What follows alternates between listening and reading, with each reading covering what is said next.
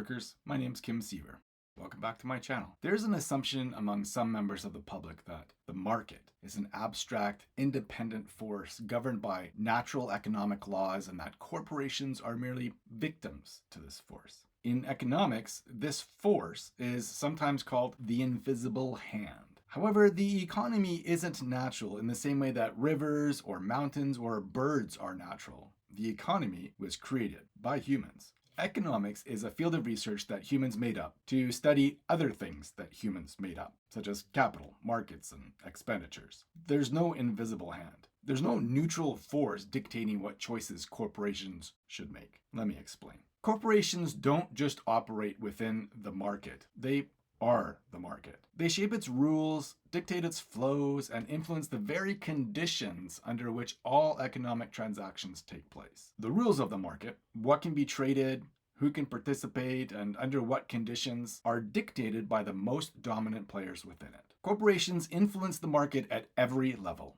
They do so through lobbying efforts, regulatory capture, and direct political influence. They lobby governments to craft laws in their favor, and they spend a lot of money to do it. Whether it's tax policies, labor laws, or environmental regulations, corporations work to ensure that the market is structured to maximize their profit. Instead of corporations responding to the market as passive players, they're designing the market to serve their interests. For example, multinational pharmaceutical companies push for extended patent protections that prevent cheaper generic drugs from entering the market. Oil companies fund campaigns to weaken environmental regulations, ensuring that pollution costs are borne by the general public rather than cutting into their bottom lines. Tech giants lobby for lenient data privacy laws so they can continue monetizing user information without meaningful restrictions or compensation. Corporations don't just respond to market demand, they create and manipulate it. By controlling supply chains, they dictate what products are available, at what prices, and under what conditions. A handful of agribusiness giants, for example, control global food distribution, ensuring that farmers and consumers alike depend on their pricing and supply decisions. Similarly, Amazon doesn't just compete within the market, it dominates the logistics infrastructure that other businesses rely on. It sets the terms for e-commerce, controlling what products are visible, how they're shipped, and how sellers can operate. The notion of a free and open market is undermined when a single entity holds so much sway over how transactions take place. Contrary to how some economists might depict prices and wages as the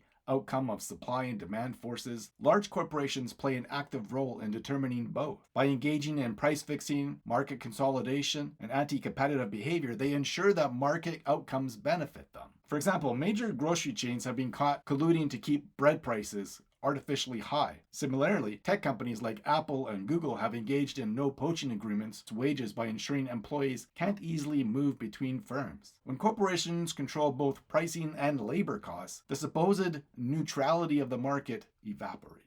If the market were truly an independent force, consumers would make rational decisions based on available information. However, corporations spend billions on advertising and psychological manipulation to create demand where none actually exists. Corporations don't just participate in the market, they engineer it. Fast food chains, for instance, shape dietary habits through aggressive marketing, not because of any neutral market demand, but because they have power to manufacture desires and influence cultural norms. Tim Hortons, anyone? One of the most enduring myths of capitalism is that corporations compete on a level playing field. In reality, markets are increasingly dominated by monopolies and oligopolies, an inevitable outcome of capitalism that stifle competition rather than encourage it. Instead of a diverse marketplace of small businesses and innovative startups, we see industry after industry consolidated into the hands of a few powerful corporations. A handful of media conglomerates, for example, control the majority of news outlets. The financial sector is dominated by a few massive banks. The tech industry is run by the same few companies that buy out or crush competitors before they can pose a serious threat.